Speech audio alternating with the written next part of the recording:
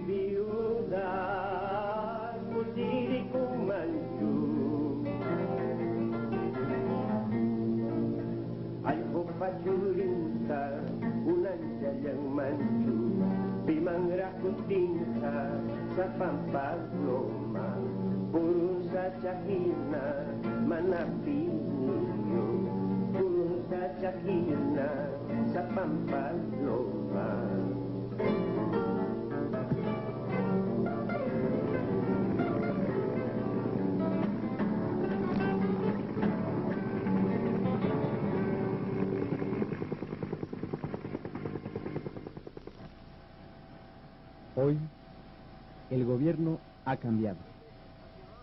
Pero en Ayacucho el temor y la muerte se mantienen.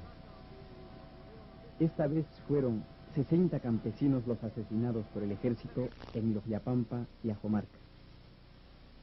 La justificación que dieron los jefes militares fue que ahí existía una escuela popular senderista.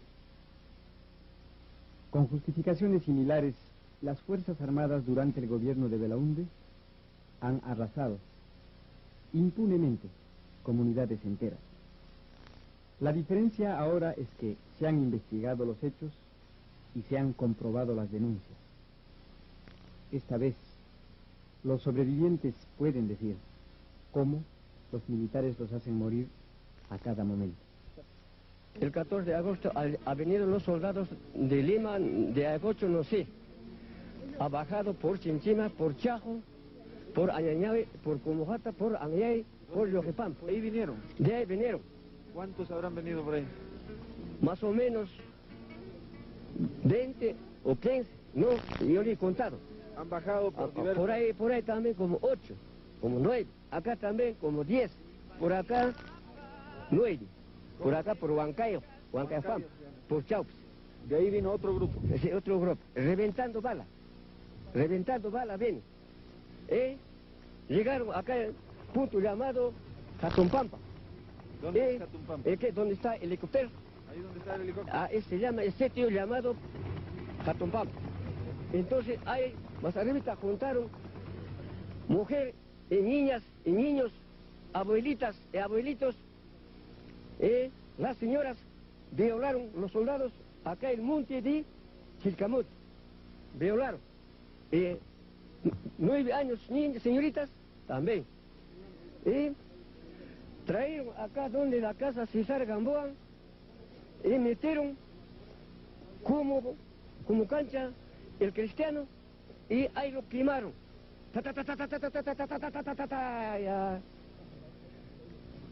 Gritan las señoras gritan y niños gritan auxilio y lloran, matar y quemaron. Después pasó la mitad hombre y niños acá donde la casa doña Finada. ¿A esa casa ahí? Había 2 casas. Metieron hombres y mujeres, niños acá donde la casa de doña Rofina de la Cruz, Finada.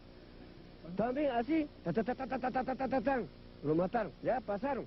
De ahí, donde Patimojo, donde está cesante gobernador Cipriano Gamboa de la Cruz, encontraron mi señora Maxi Pulida de Gamboa, mataron. Después, mi hijo Néstor Gamboa Pulido, 6 años. Otro. ¿Cómo lo mataron a él? ¿Cómo? Imagínate, papá, y tamaño una chira. Una bala nomás ha tirado. Yeah. Una bala nomás. Pero mi hijito, otro vivo, otro muerto, aventaron a la candela. ¿A un hijo suyo vivo? Vivo. Vivo. ¿Cómo se llama ese niño? Néstor Gamboa Pulido. ¿Cuántos años? 6 años. ¿El otro? El otro, 9. ¿Cómo se llamaba? Francia. Entonces, de ahí regresó. Acá amontonado ya se va.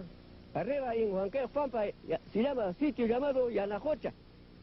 Ahí juntaron carneros, chivos, gallinas, chanchas, todos los cereales, aceites, arroz, pues, ahí juntaron y trajeron licores, cartabio, whisky, ahí está la botella. Entonces, atón, comieron y bailaban, prendieron tocadisco, meticuadisco, había dos, después cuando radios, prendieron y bailaban y anajochapán. Y sacaron de donde la casa de Pablo Valdeón una falda de señora. Con eso ponieron y bailaban al monte. Llevaban agua con balde, hacen pachamán. Chay wañuy ura señor ñuja wak llaqtapa canto champim oveja chayta harkakuchkarjani.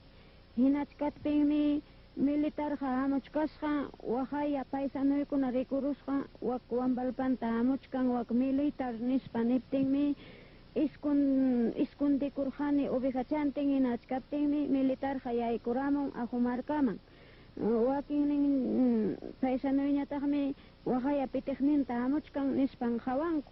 Hinatinmi pitikninta hamuspansi arapa cancha puñusqa hinaspanmi temprano las 4 yaja las 7 chay ubica chay wak purunpiña arcarayakuspay animal chantin chay nada ubica chantin purunpiña achikiaruni hinaspay qawarimutpimi militarqa señor hamuchkasqa tuqyachin hinaspan kay anyay nisqaykuta lluqi pampanta hamuchkasqa wakinninñataqmi kay arapa kanchanta hamuchkasqa hinaspanmi qhawamutpi kay pampapi anjaña purispan wasikunamanta qawarimutpi huñuramun llapa señorakunata hinatpinmi paisanuykuna wakichamanta qawamun kaypi kachkan Don Santos de la Cruz. Hinaptinmi ñuqaqa pakakuspay escondichakuspay kani hinachkatpin wak Don Santos de la Cruz waqaya a ver qawari wak señora masiquita mahachkan golpichkan wawayuq señorata arastamuchkan montiman hinaspan wak montipi violachkan nispa qawarichimuwaptinqa yanqaña wak mulli wak iskay mulli wak chillka ukuman señorakunata yanqaña arastamuchkan nispan niptin waknampaman kutiris pakachakuni hinatpinqa hukta chaymanta qawarimutpiqa kay pampataña hatimuchkasqa kayman hinaspan kay wasichayman kay Don César Gamboapa mama Rufina de la Cruzpa wasichan kay wasi kayman chay arachimun hinaspanqa rabadata kachaykun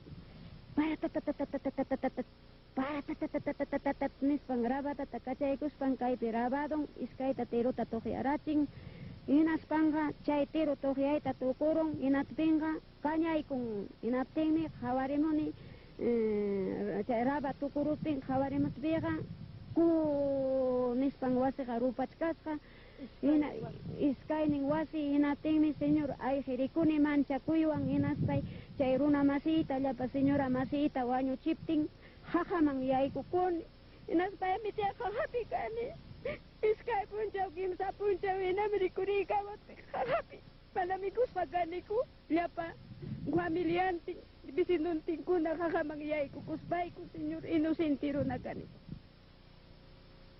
Población que todos los medios de prensa han recogido es que los elementos militares ingresaron provenientes de dos puntos centralmente, uno de Accomarca, de donde provenía el subteniente Hurtado, pero entró otro grupo procedente de Pitec, en la quebrada de Huancayoc, lo que revela que hay mayor amplitud. Si no ha actuado solo una patrulla, sino varias patrullas, es evidente de que tiene que haber una estructura de mando superior todavía.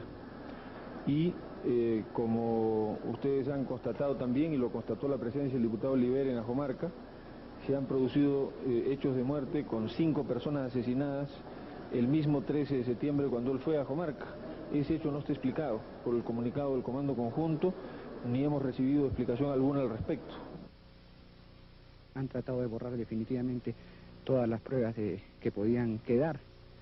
Lo mismo en cuanto a los testigos que se pudieran haber obtenido. Los testimonios que nos dan es que definitivamente ha habido una fuga masiva de la gente después de este hecho. Fuga entendible, porque están cuidando su vida. Aika puncho. 15 puncho. Pikunamanta taja mancha kuranjam. Pimanta taja. Sinchikuna chamur. Sinchikuna chum.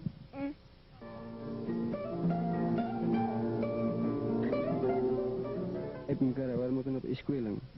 Chivichakunapi llaqtapi asustado tinkum kay peruaniko manchakuspa mana warmachakuna riptin kaypi hamunanpaq. Kay llaqtayki chipiña. Kaypiña, sí. Haykunañataq kay escuelapa kasqan. Poco tiempo ya hayna mayo llamantaraqmi. Chayllamantam mana hecho. Achkanaqtiki warmaykichikuna karqaypi. Achkam karqa, sí.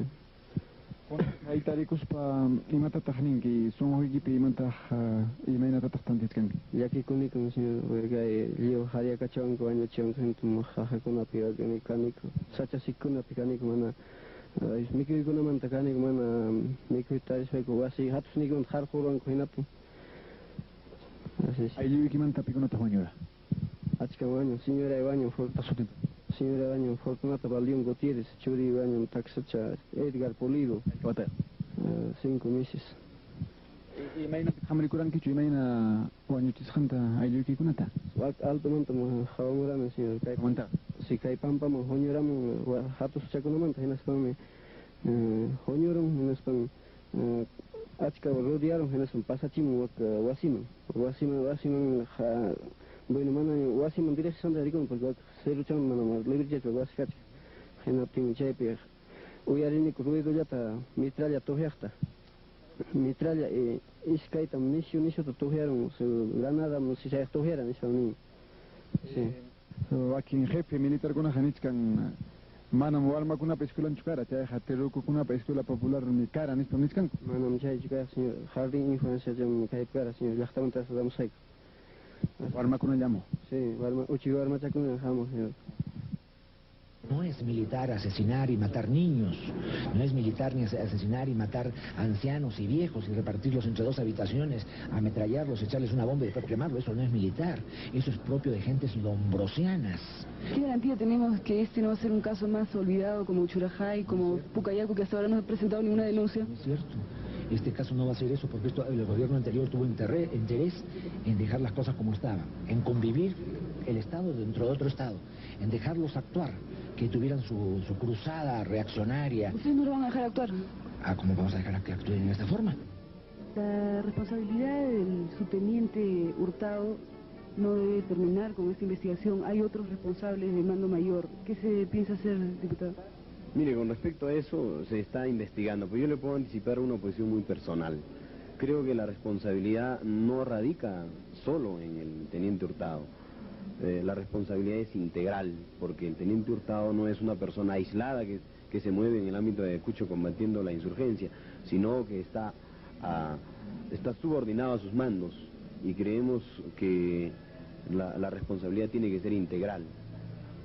El problema de evitar que estos fenómenos continúen depende de una modificación radical de la concepción de defensa nacional y de tratamiento del problema de la violencia que tenemos en el país.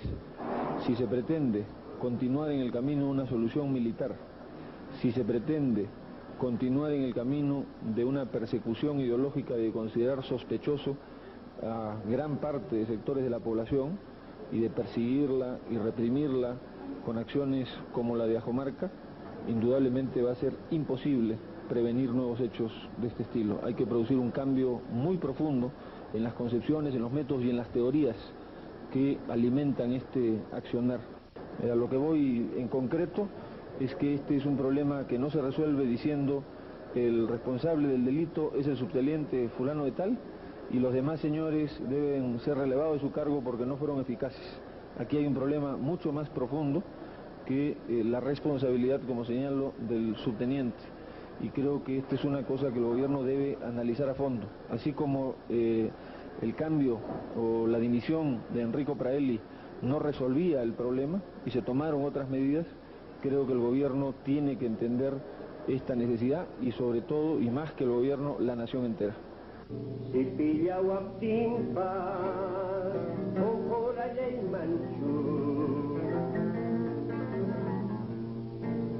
Jakita wipipting sayari musga kanyang mama kanyang tiyan mami ko na kiras ka pampay kunik pampas Todos han quedado quemados. Todo eso nomás ya está ahí. ¿Y qué ha pasado con esos restos humanos? Se han enterrado ellos ¿Ellos mismos han enterrado? Ellos mismos han enterrado. ¿Dónde los han enterrado? Mailopita, Pamparanquich, al papi. Los han enterrado en la tierra, ahí en Yohyapampa.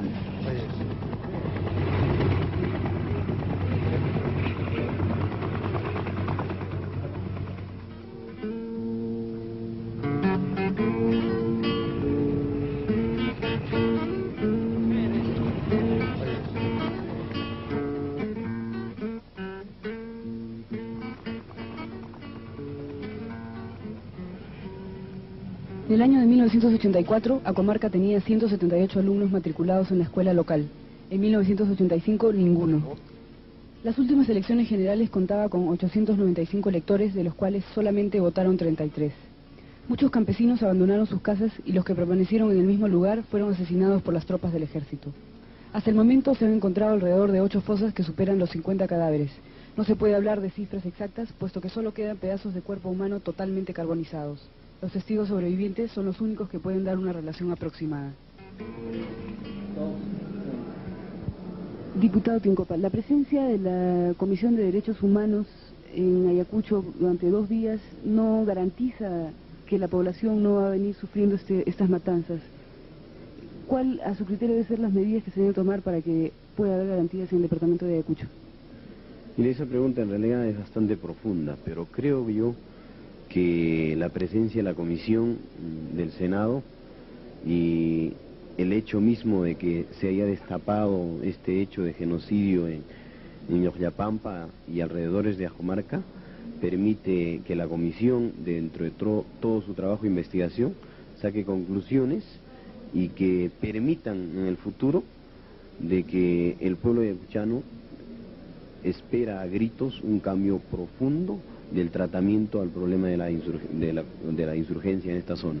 Y yo creo que tiene que ser un accionar de la comisión que debe permitir emplazar al gobierno a que se tome otro tipo de medidas que permitan el cese de esta guerra sucia, que se respeten los derechos humanos y que realmente vuelva la paz con justicia social. De lo contrario, creo que hablar de paz solo a través de las comisiones parlamentarias o a través del Ejecutivo no se va a lograr si es que el pueblo no participa realmente en lo que es decisiones de gobierno, en lo que es fiscalizar, en lo que es programas de desarrollo en general en la zona. Pero la comisión, creo yo, que tiene muchos elementos de juicio para poder opinar, para poder dar muy buenas conclusiones en la Cámara, que permita al gobierno tomar decisiones profundas con respecto al tratamiento del problema de Ayacucho.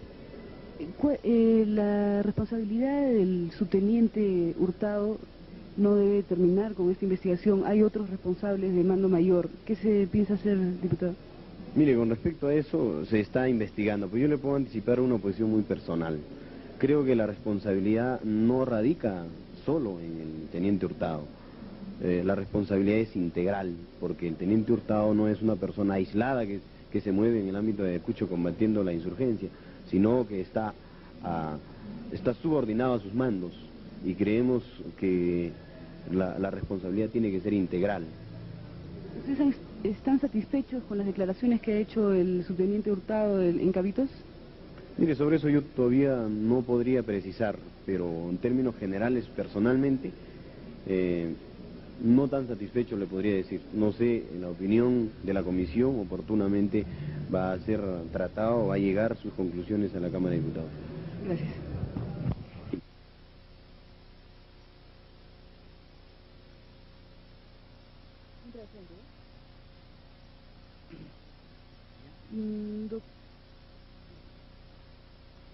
Sí. Diputado Olivera, ¿quién puede haber sido el...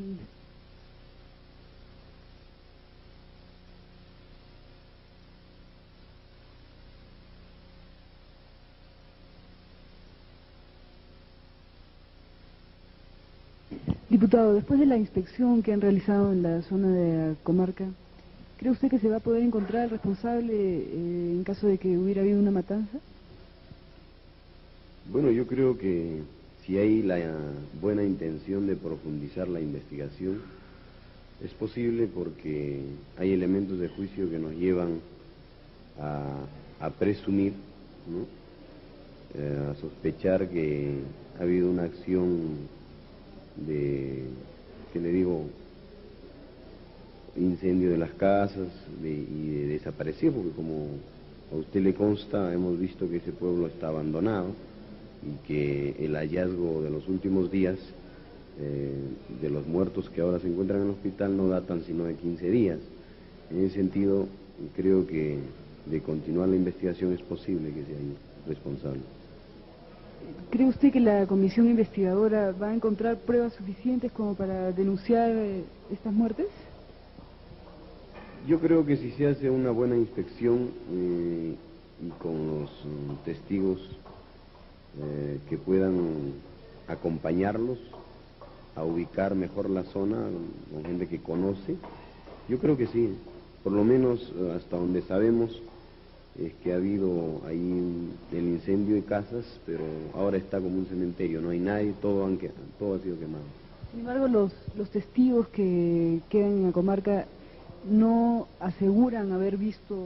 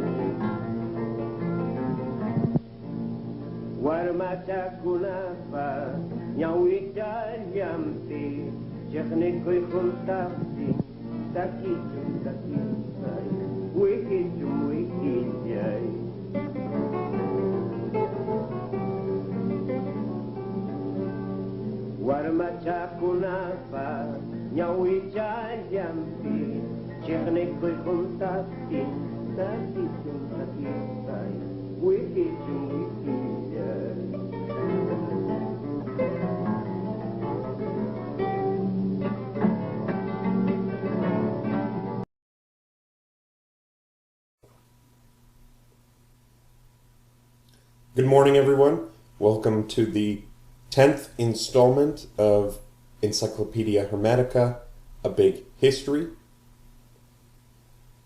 Today we're going to continue discussing the Babylonian exile in more detail, and then eventually we're going to get back to our general chronology.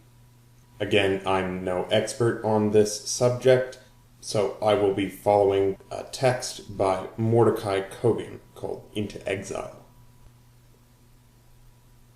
So, I'm going to give a very quick timeline to recap what we've been going over and to give you a refresher. So, in 609 BC, we had the death of Josiah.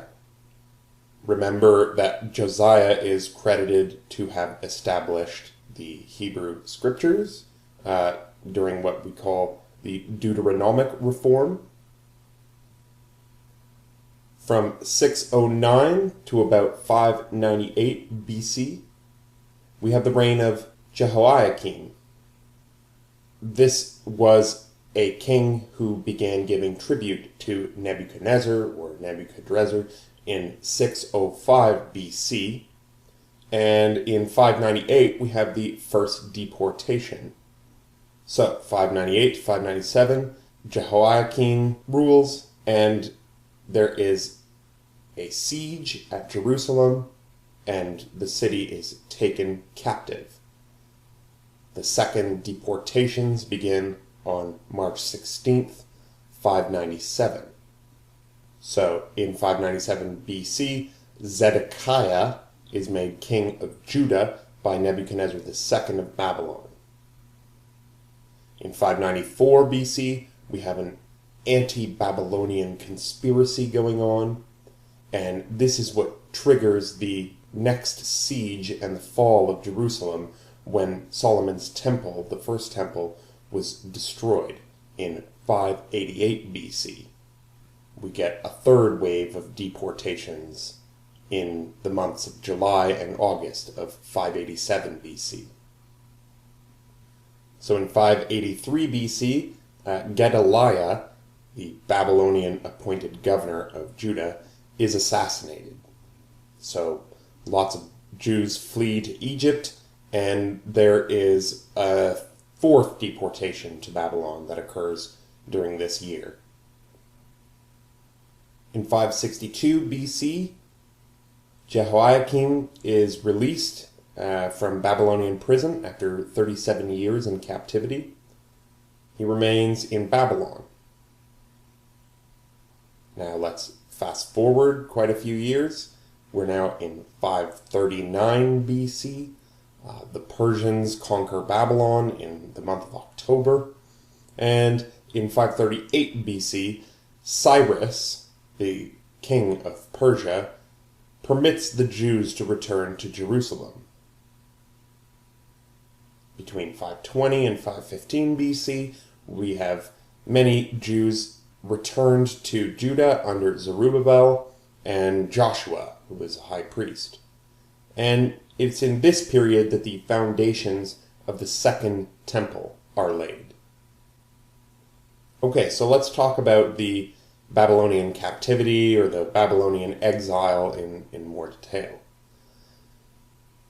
This was a period of time in which a number of Jews from the tribe of Judah specifically, remember we have the two tribes to the south, Benjamin and Judah, and then we have the 10 tribes to the north. We call these 10 tribes Israel, and we call the southern two tribes Benjamin and Judah. So Judah was taken captive in Babylon. After the Battle of Carchemish in 605 BC, Nebuchadnezzar besieged Jerusalem.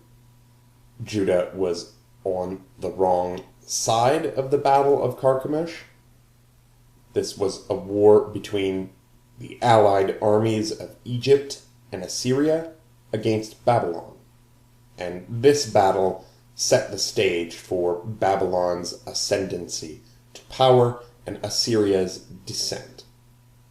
This was a decisive Babylonian victory, and it really put an end to Egyptian intervention in the Near East. Egypt turns insular again after this battle, and will stay insular until the Hellenistic period, when the Ptolemaic dynasty rules over Egypt. Okay, so King Jehoiakim of Judah is forced to pay a tribute to Babylon as a result of being on the losing side of this battle. Jehoiakim refuses to pay the tribute to Nebuchadnezzar in the 4th year, and this leads to another siege that culminates with the death of Jehoiakim. Following the death of this king, many of Judah's elites, the king's court, the nobles of the city, and the high priests, these men and women are taken into captivity and put under a watchful eye in the city of Babylonia. They're physically moved so that they can be watched. So there are a number of deportations that occur. There are 3 or 4 at least. The dates and the numbers of people who were deported are given in the biblical narrative, but these are not very accurate numbers.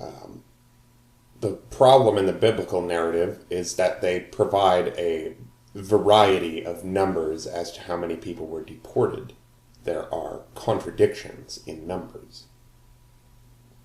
The problem with this is that historians only have biblical sources to work with. We don't have Babylonian records as to how many individuals were captured from Judah and brought to Babylonia.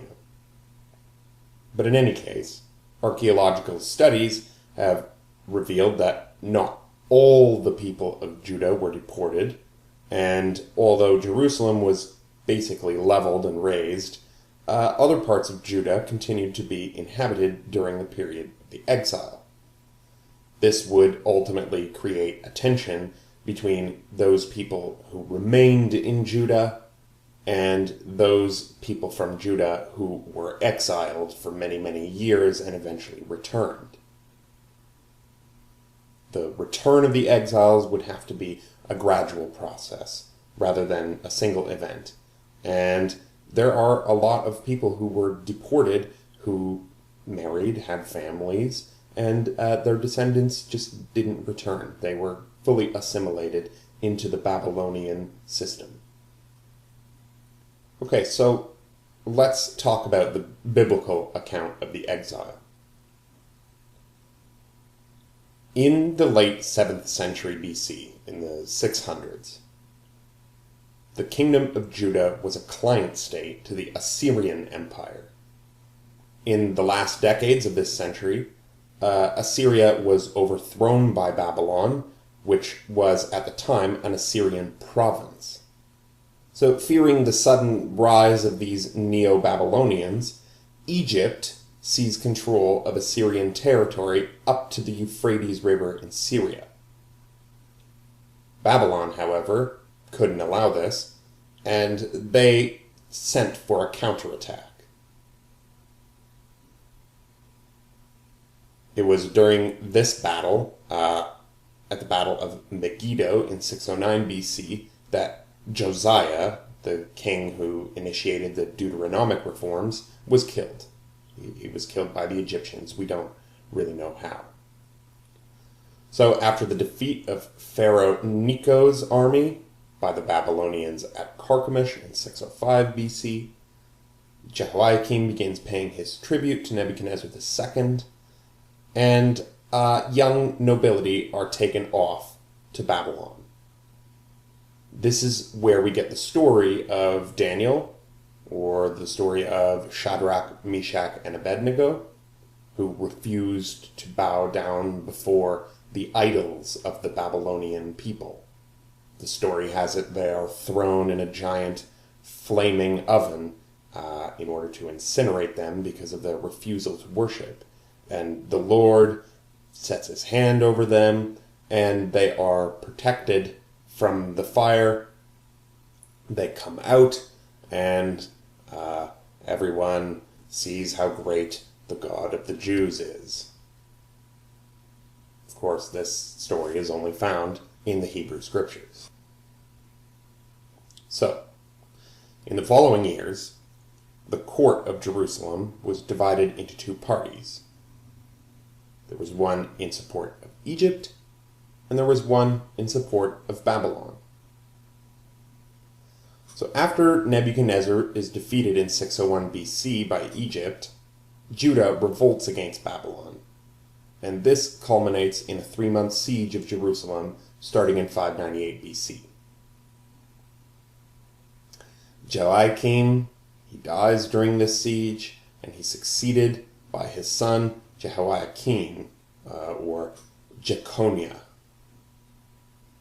He is only 18 years old at the accession of the throne. So the city falls on March 16th, 597 BC. Nebuchadnezzar pillages Jerusalem, he destroys its temple, and he takes Jeconiah, or Jehoiakim, the son of Jehoiakim, captive. His court and a bunch of prominent citizens are taken back to Babylon. Among these people is the prophet Ezekiel. So Jehoiakim's uncle, Zedekiah, is appointed king in his place, and the exiles in Babylon continue to consider Jeconiah, or Jehoiakim, as their exilarch, their rightful ruler in exile. In spite of Jeremiah, the prophet, in spite of his warnings, and others of a pro-Babylonian nature, Zedekiah revolts against Babylon and enters into an alliance with the Pharaoh of Egypt. Nebuchadnezzar returns, defeats the Egyptians, and decides to lay waste to Jerusalem because of their treachery. The city is completely razed in 587 BC. Nebuchadnezzar rips down all of the walls, and the temple is completely dismantled. It had been sacked and pillaged in the previous attack by Nebuchadnezzar, and here Nebuchadnezzar had had enough and decided to wreck the temple entirely. He also dismantles the houses of Judah's most prominent citizens. So Zedekiah, the treacherous ruler, is blinded. They poke out his eyes with hot iron rods, and he's taken to Babylon with many more captives. It's at this point that Judah becomes a Babylonian province called Yehud Medinata. It's just an Aramaic name for the province of Judah. This destruction puts a complete end to the independent kingdom of Judah. So the first governor appointed by Babylon was Gedaliah. He was a native of the area of Judah, and he encouraged many Jews who had fled the surrounding countryside, regions such as Moab, Ammon, and Edom, to return. He takes all the necessary precautions to return the country to its former prosperity. So sometime later, a surviving member of the royal family assassinates Gedaliah and his Babylonian advisors, and this prompts many refugees to escape to Egypt, because they remembered what had happened as a result of Zedekiah's revolt against Babylon. So by this period, there were significant Jewish communities in both Babylon and Egypt, and this was the beginning of numerous Jewish communities living permanently outside of Judah. This is the first of the Jewish diasporas, a theme which will become very, very prominent in the history of Israel. So, according to the book of Ezra, the Persian king Cyrus the Great, the first of the Achaemenid kings, ends the exile in 538 BCE once he had captured Babylon. And the exile ends with the return of Zerubbabel, the prince. They call him this because he's a descendant in the royal line of David. And Cyrus allows for the construction of the second temple in the period 521 to 516 BC. According to the Bible, once the Jews had returned to Jerusalem following the decree of Cyrus the Great, construction began at the original site of Solomon's temple, which remained a devastated heap for about 70 years of captivity.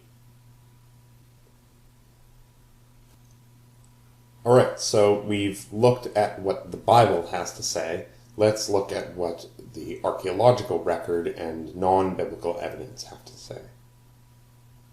So, Nebuchadnezzar's siege of Jerusalem, his capture of King Jeconiah, and his appointment of Zedekiah in his place, and the plunder of the city in 597 BC, as described in 2 Kings, all of these things are confirmed by a passage in Babylonian Chronicles.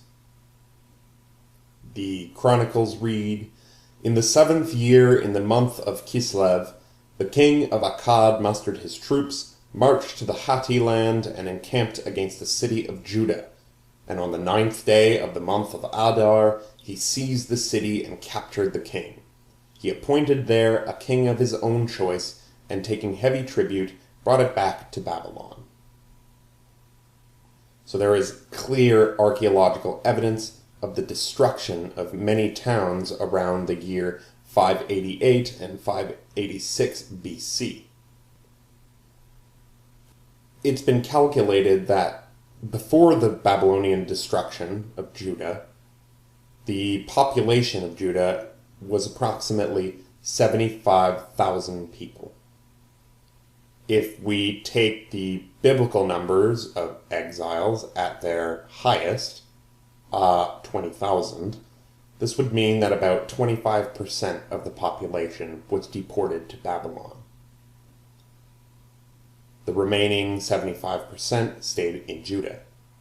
And now, although Jerusalem was destroyed and depopulated, there were large parts of the city that remained in ruins for about 150 years, and numerous settlements in Judah continued to be inhabited with no signs of visible disruption in the archaeological record. So, a very important document in this story is the Cyrus Cylinder. This is a very important tablet upon which was written a declaration in the name of Cyrus, referring to the restoration of the temple and the repatriation of the exiled people. This Cyrus Cylinder has often been taken as a corroborating source in regards to the authenticity of the biblical decrees attributed to Cyrus. Other scholars, however, point out that the cylinder's text is specific to Babylon and Mesopotamia and makes no mention of Judah or Jerusalem at all. In any case, there was a general policy of allowing deportees to return and establish their own cult sites. The return was a sort of trickle rather than a single event. Now, it's very common to look at Cyrus's behavior and retro-project some sort of specific love for the Jewish people in Cyrus's heart, because he allowed them to return and he allowed them to rebuild the temple. But, this doesn't take into consideration how the ancients viewed religions. Remember that pagans are syncretic. They want to fuse multiple religions together to gain the most benefit possible.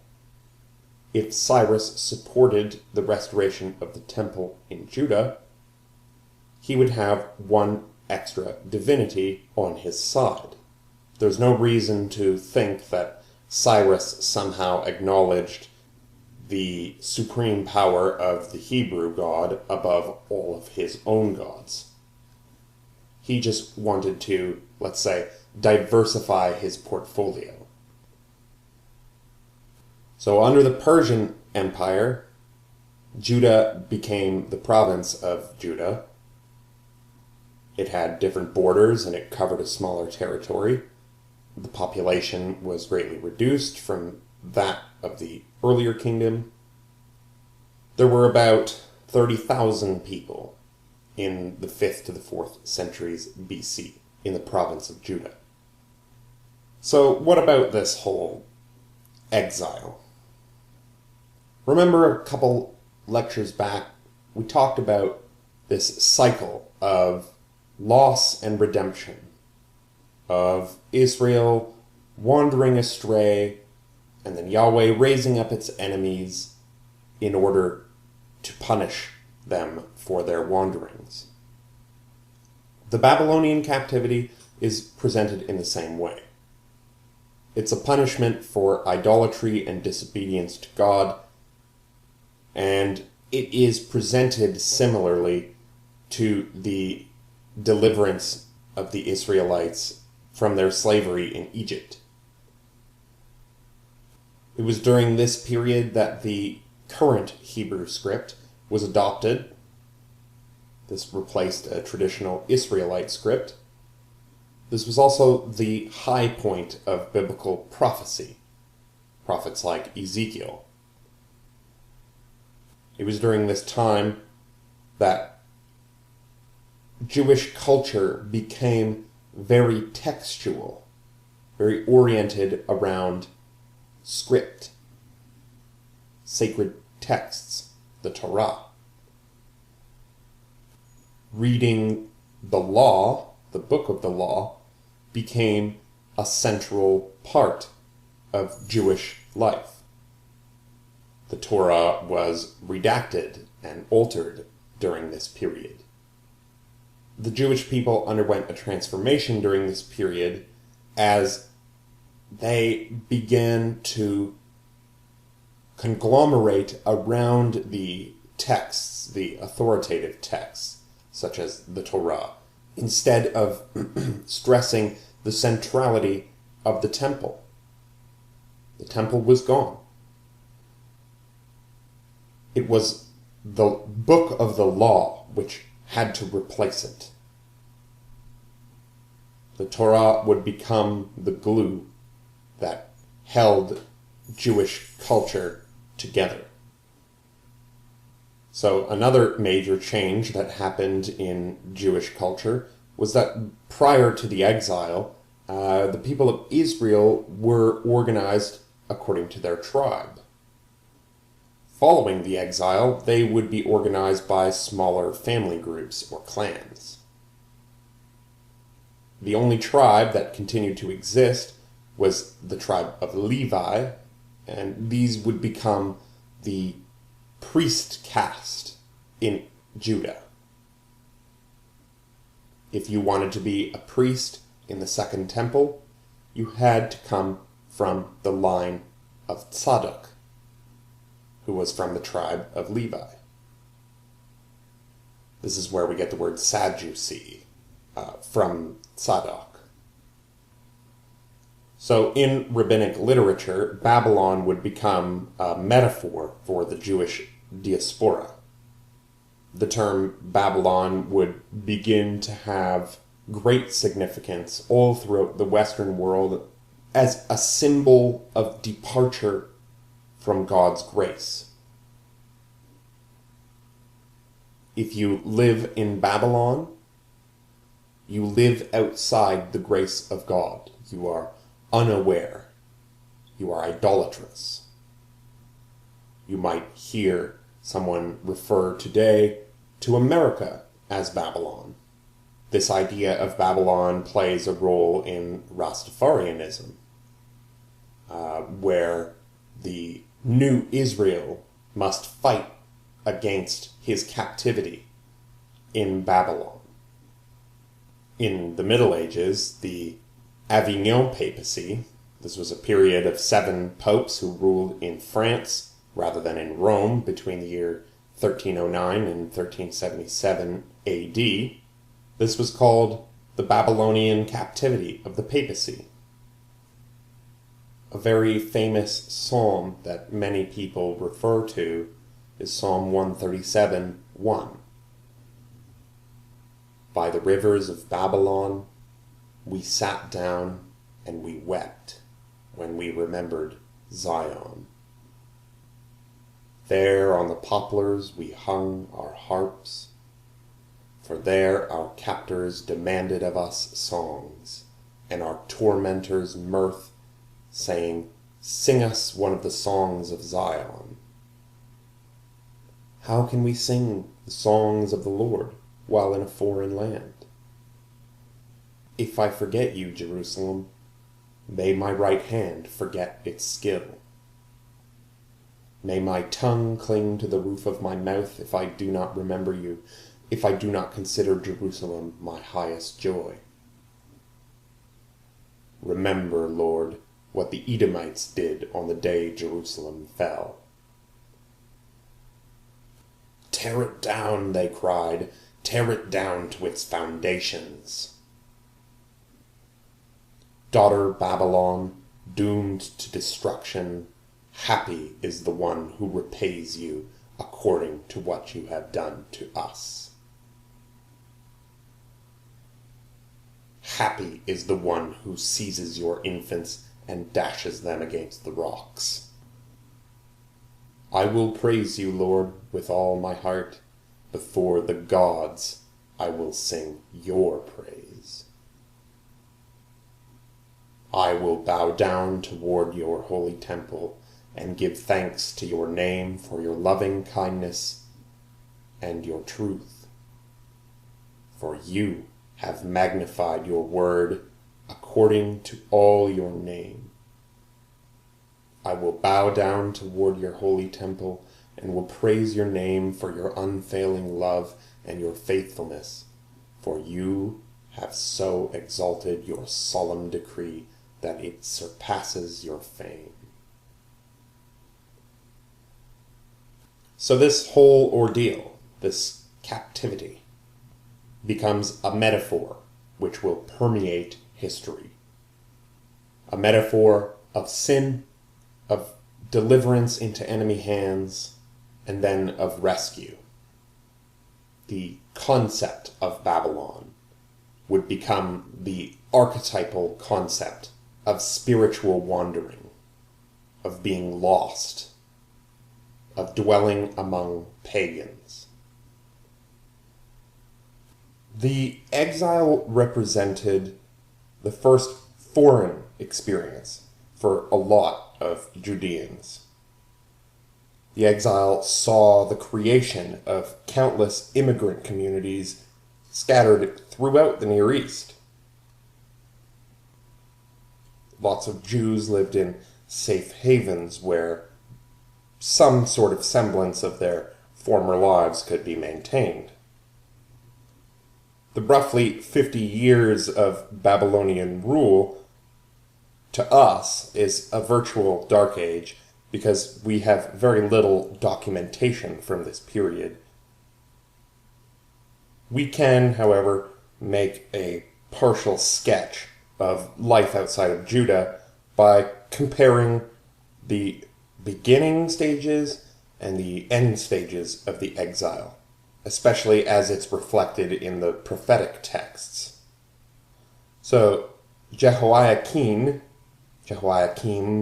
son, along with Jerusalem's royal elite, surrendered in 597, and they were transferred to the city of Babylon, where they became state pensioners.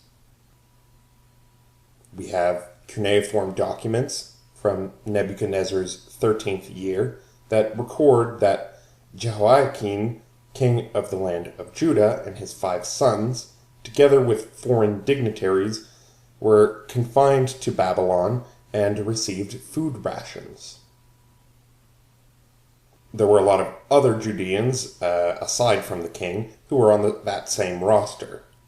Some of these people were skilled workers, masons, architects, builders, even gardeners. The main body of exiles, of which there were probably tens of thousands, settled in the border areas between Assyria and Babylonia. These were areas that had been heavily damaged during the wars between these two powers, and they settled in towns whose names suggested that official policy was to reclaim wastelands. So, for example, some Judeans settled in Tel Abib, which means the Mount of the Flood. This is referenced in Ezekiel 3:15. They settled in Tel Harsha, which is the Mound of Potsherds. And they settled in Tel Melah, which is the Mound of Salt. That's referenced in Ezra 2, verse 59. These communities were self-governing units. The elders of the community and heads of families took over communal duties, and this was all done under the auspices of Babylonian authorities, but they were given a fair deal of autonomy. The Judeans didn't live alone in these places. There were also deportees from Tyre, Ashkelon, Gaza, and other cities, all living side by side. All of these communities maintained some degree of ethnic identity in their captivity. This was very different from the Assyrian way of doing business, where captive peoples were forced to mingle in order to destroy their identities. once the return to Judah had become an option, the list of Judeans who made the journey home shows that the exiles had held on to genealogical records as well as oral family traditions, so that even the various orders of priests could take up their positions once given the chance. So Jeremiah's picture of a comfortable exile, described in Jeremiah 29, 5-7, was not just wishful thinking. So I'll quote 29, 5-7. Jeremiah says, "Build houses and live in them. Plant gardens and eat what they produce. Take wives and have sons and daughters. Multiply there and do not decrease, but seek the welfare of the city where I have sent you into exile, and pray to the Lord on its behalf, for in its welfare you will find your welfare." So, with that being said, the maintenance of an ethnic identity for exiled Jews was still conditioned by their contact with Babylonian society. So, for example, language was always a ready vehicle for assimilation. Aramaic, the lingua franca of the Near East, replaced Hebrew in day-to-day conversations and in commerce. So, Hebrew seems to have remained the preferred literary vehicle. Parts of Ezra, Nehemiah, and the late biblical book of Daniel are actually written in Aramaic. Babylonian month names, in their Aramaic forms, replaced the common Hebrew month names, and epigraphy, which is carvings in stone, finds that Hebrew script, which had been in use during the period of the monarchy, gave way to Aramaic script.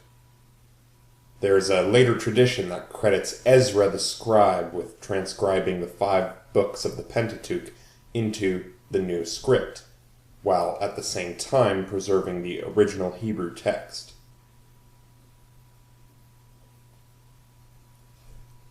There was even a change in Judean onomastics, that is, in names. Babylonian personal names, which include the names of Babylonian divinities, start becoming adopted by the exiles.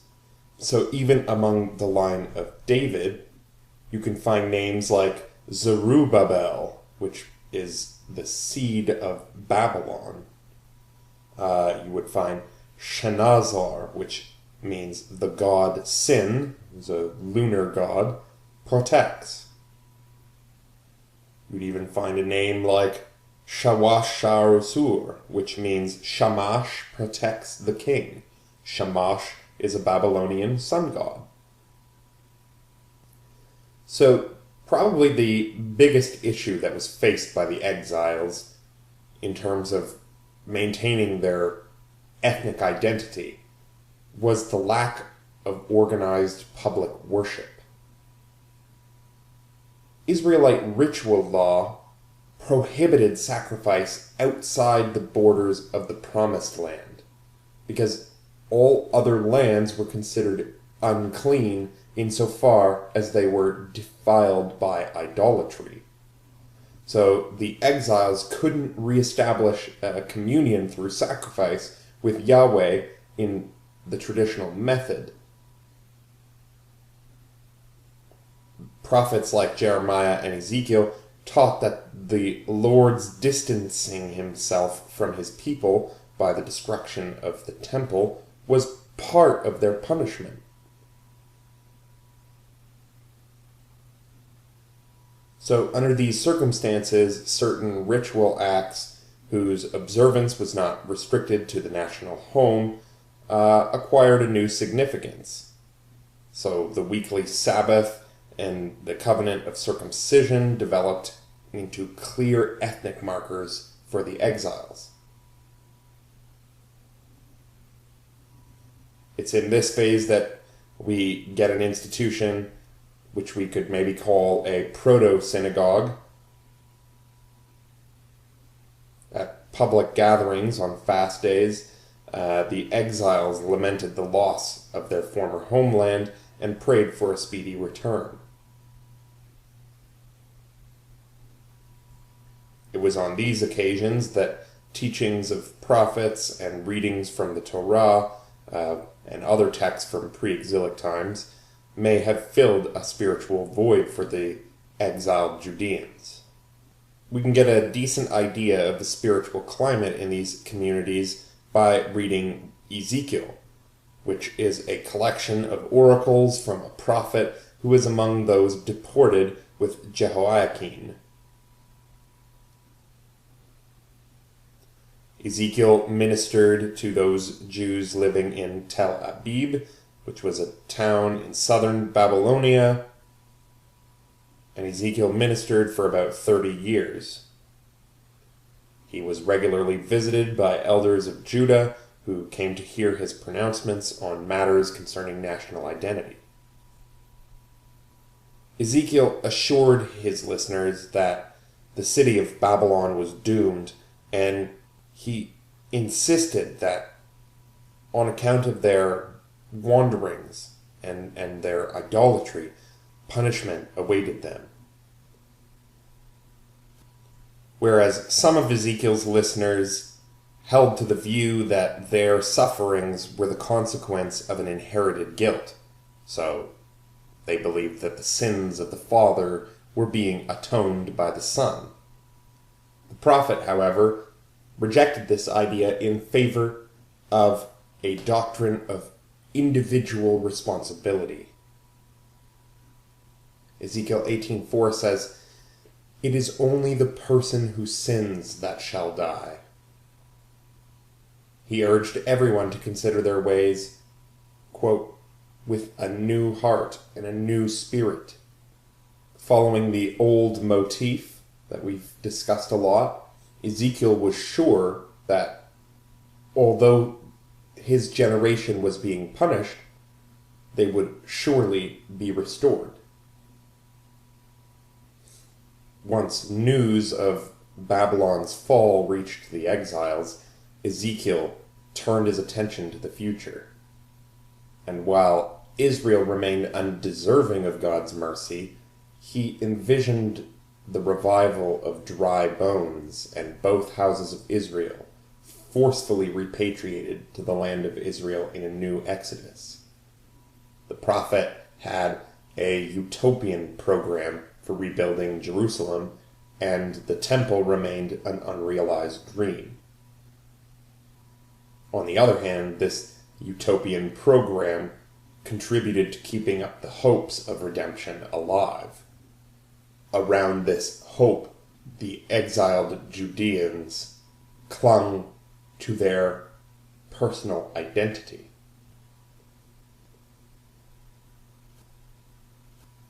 Alright, so let's move on and talk about the fall of the Neo-Babylonian Empire and the hope for return to Jerusalem.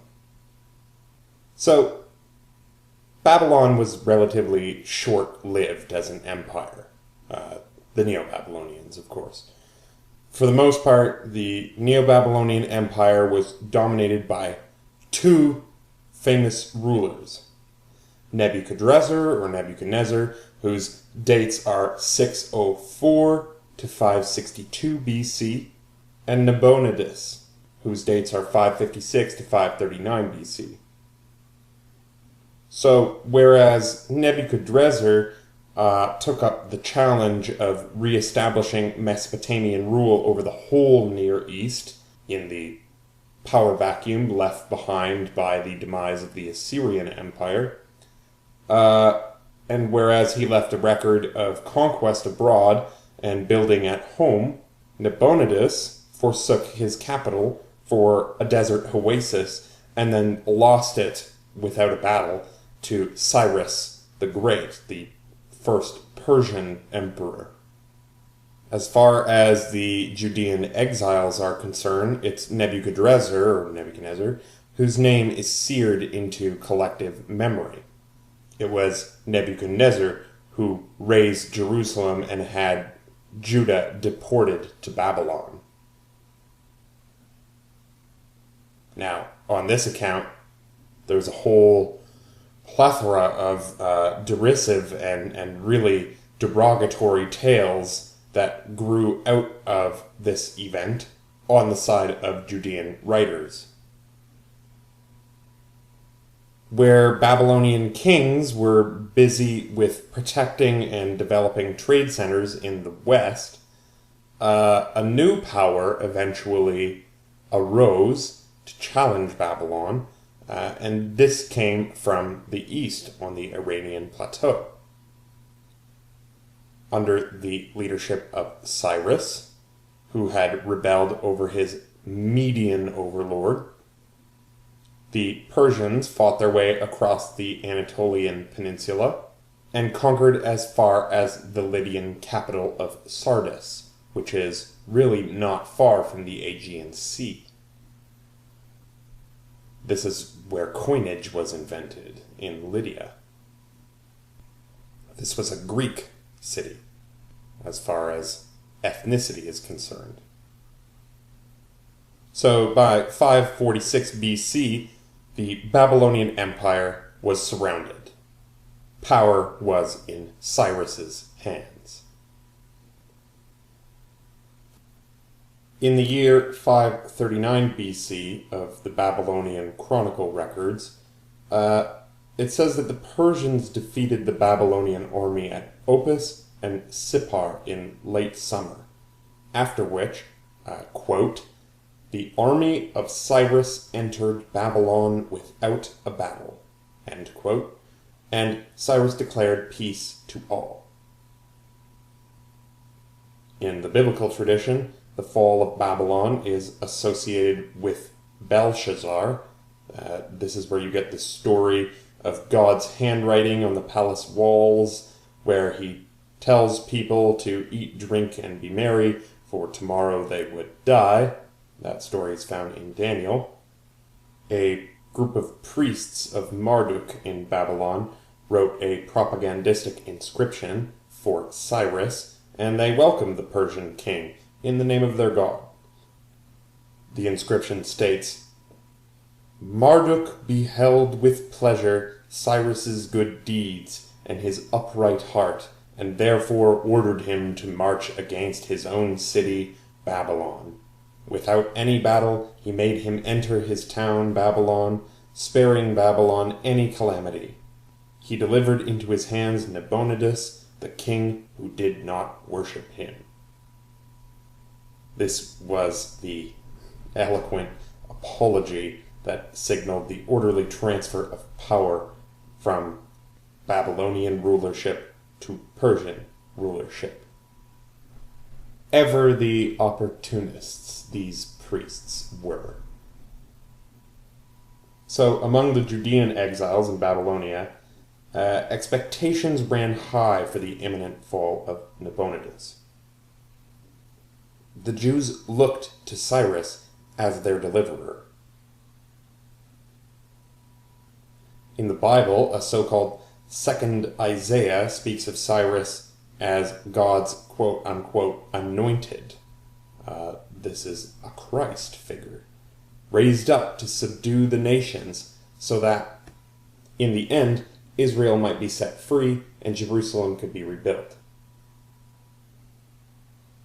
Jeremiah had predicted that Judea would be enslaved for 70 years in Babylon, and this time hadn't yet elapsed, but in Hebrew, the number 70 is more a signifier of completeness.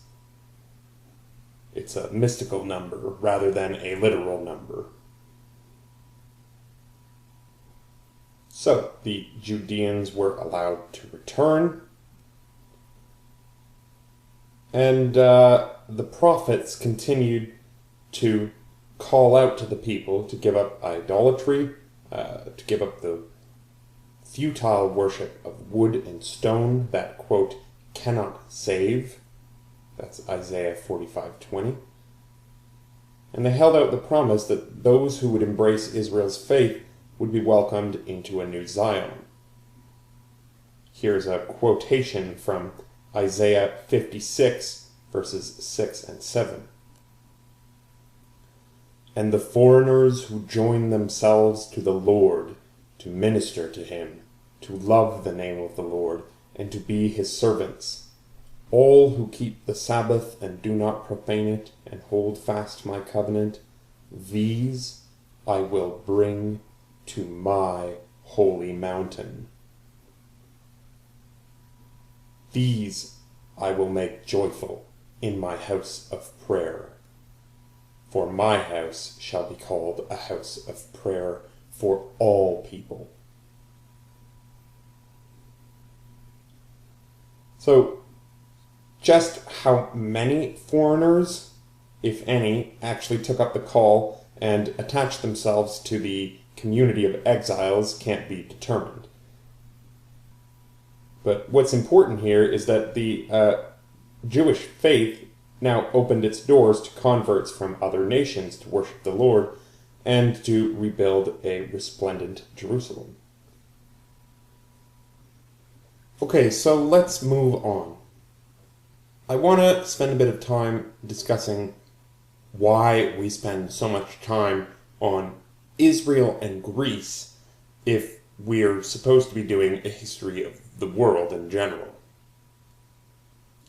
Well, it's because Israel and Greece are the fountainheads of history itself.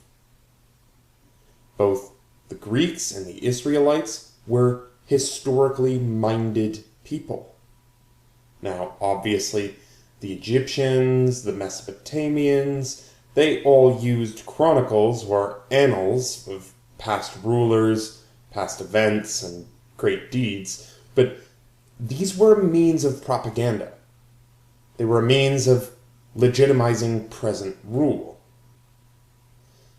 In Israel and in Greece, however, we see the use of history to draw lessons for the sake of improving the present and the future. The first true work of history was not that of Herodotus of Halicarnassus, but it was the Book of Samuel. The Book of Samuel is a story about the rise and fall of a small regional superpower. It was the first attempt to recount the past, interpret it, and then relate it to the present. In Israel, history began as a means of explaining the ways of God to men. We can contrast this to the Greek tradition, wherein Herodotus, the so-called father of history, wrote that history is to preserve the memory of the past by putting on record the astonishing achievements, the kleos, the glory, both of the Greeks and the non-Greeks, and more particularly, to show how the two races came into conflict. History means inquiry. It means asking questions. Don't let anybody tell you that history somehow is some green language for his story, and that's this gendered concept. It's not. There is no history and herstory.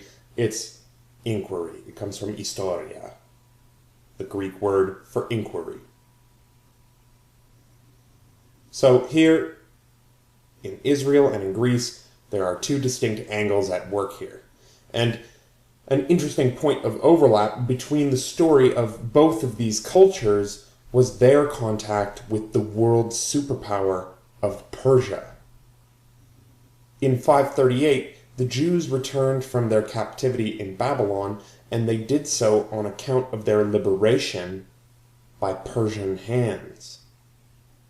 Persia was the culmination of the imperial history of the Middle East up to this point. It was the greatest of all the Middle Eastern empires up to date, because it married the legacies of Egypt and Babylon and brought the whole region under the aegis of Zoroastrianism, under the aegis of the worship of one great God, Ahura Mazda, the Lord of truth and light. Zoroastrianism was we can say rather loosely, a dualistic religion based on the teachings of a prophet named Zarathustra, or sometimes we call him the Zoroaster. It's debatable, but we could say that Zarathustra was one of the earliest Axial Age teachers. We'll talk a lot about the Axial Age in upcoming lectures, because we're getting into that period. Okay, so we talked about how Cyrus founded the Persian Empire, and next up on the list is Darius, or Darius. These are interchangeable pronunciations. If Cyrus founded the Persian Empire, it was Darius who consolidated the empire. The Persian Empire stretched all the way from Pakistan in the east to Egypt in the southwest and the Danube in the northwest. This empire was larger than the continental United States, just to put things into perspective, and Persia's influence, though not its rule, stretched out all the way to Carthage and Tunisia onto the Atlantic coast of Morocco. The empire was divided into 20 satrapies, or provinces. It had a vast standing army, the largest yet seen on the planet, and until 490 BC, that army had never known defeat. The kings of Persia fostered a relatively free market economy, and this all functioned beneath the absolute despotism of the king. Or, I should say, the King of Kings, the Shah Ra Shah. Darius's inscriptions still speak to us with very little ambiguity. I am Darius, King of Kings, Lord of Lords, King over the four corners of the universe. Remember this title?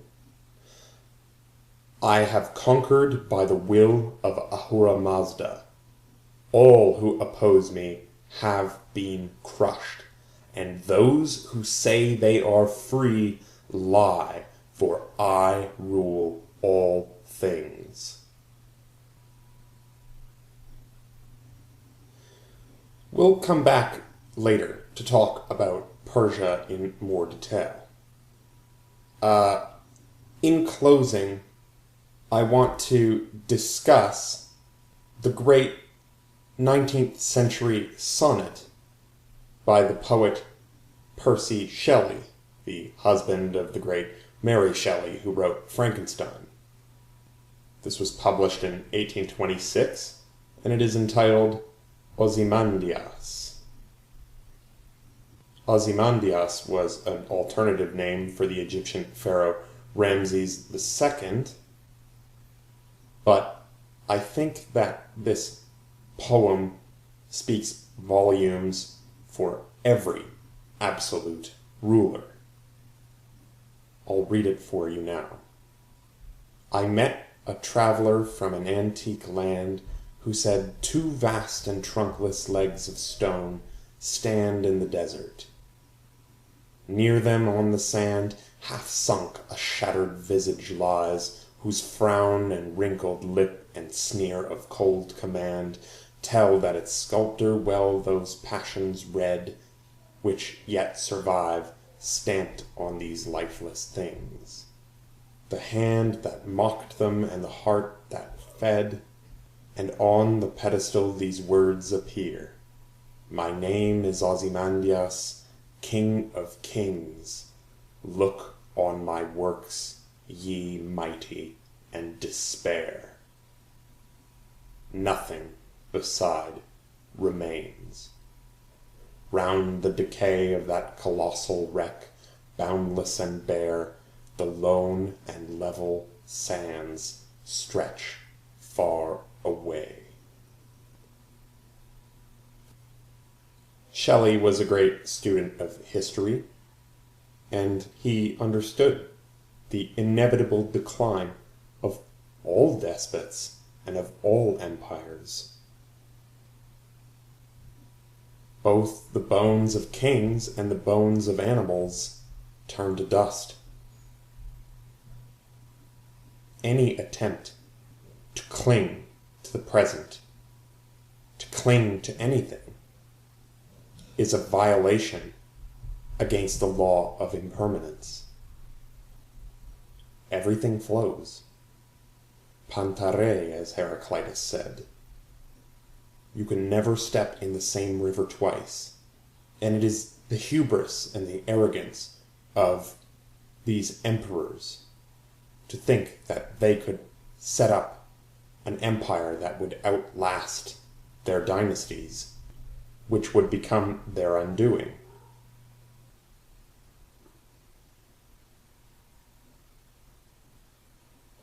Alright, with that said, this marks the end of our discussion. You've been listening to Encyclopedia Hermetica, A Big History, Part 10, and I'm your host, Dan Uttrell. Thanks for listening.